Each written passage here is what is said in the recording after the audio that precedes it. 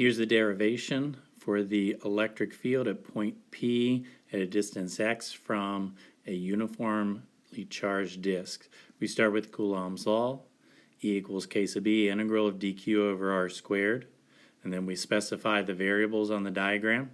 So the dq chunk we're going to let be a ring of charge. It's at a distance of r away from point P, and it produces a field dE. Now, recognizing that that dq chunk that we chose is a ring, we can use the equation that we previously derived for a ring of charge. E is equal to k sub e qx over the quantity a squared plus x squared raised to the 3/2 power. Now, for our ring of charge, it does not contain a full charge of capital Q. It contains a charge of dq, which I'll mark on the diagram here in a second. Okay, so then adjusting our formula, E is equal to k sub e x, those are constants to factor out, times the integral of dq over the quantity a squared plus x squared to the 3/2 power. So we have q is changing, a is changing, and x is constant in the integral. Two things changing, we need to do mathematical substitutions. We're going to go to linear charge density, total charge, over total area. Cancel that, not linear, but area charge density. Sigma is equal to q over a, okay, which is equal to dq over dA, or the area of that differential chunk. So then we're going to need to replace that dA. So you can imagine taking that dq chunk, okay, which I'm labeling additional things on it now. It has a thickness of d little a. I arbitrarily chose a for the radius, so dA would be the thickness. So then if we take that dq chunk and we imagine slicing it and laying it out, it would form a rectangle. That rectangle would have a thickness of dA and then a length of the circumference, which would be 2 pi a. So then the area dA of that chunk, length times width, 2 pi little a times dA. That's going to go in then for our dA above, our d capital A. So in capital Q over capital A is pi capital R squared, and that's equal to dq over d little a, which is your 2 pi a dA. Solving that down for dq,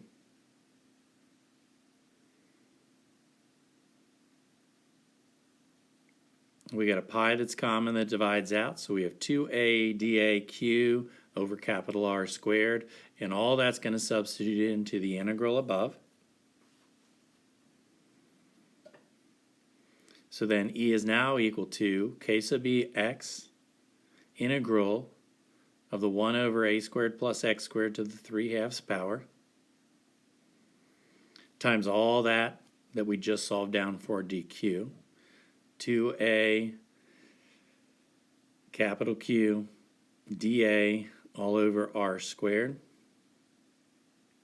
Next thing we're going to do is factor out everything that's a constant.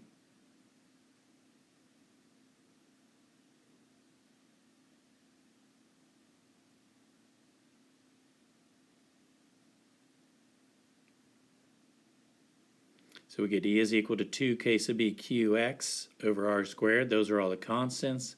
Integral of a over the quantity a squared plus x squared to the 3/2, which is in perfect form to be able to integrate by u substitution.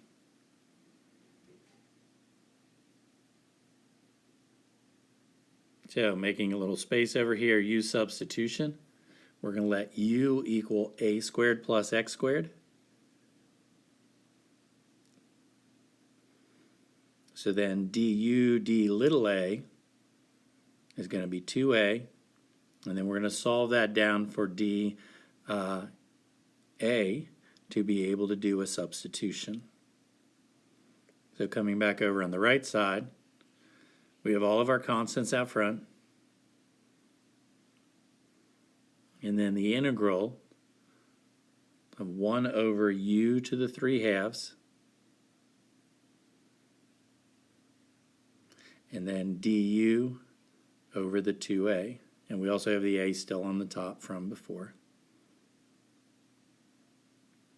Our a's divide out. Our 2 inside the integral and our 2 outside the integral divide out.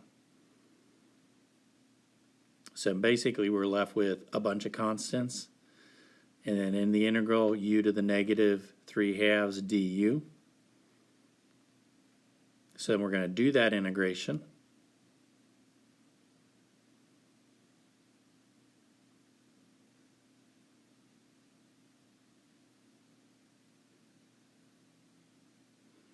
We get u to the negative 1/2 power with a negative 2 in front. Endpoints of integration we'll plug in here just in a second when we swap back out of the u, back to our original quantities. Pulling the negative 2 out front and all the constants. So then we replace the u by a squared plus x squared. And then that's to the negative 1/2 power. Looking at our endpoints of integration back up here on the diagram, we want to integrate a from 0 all the way out till we accumulate the disk, which would be capital R. So then we're going to plug in R and 0 for the a.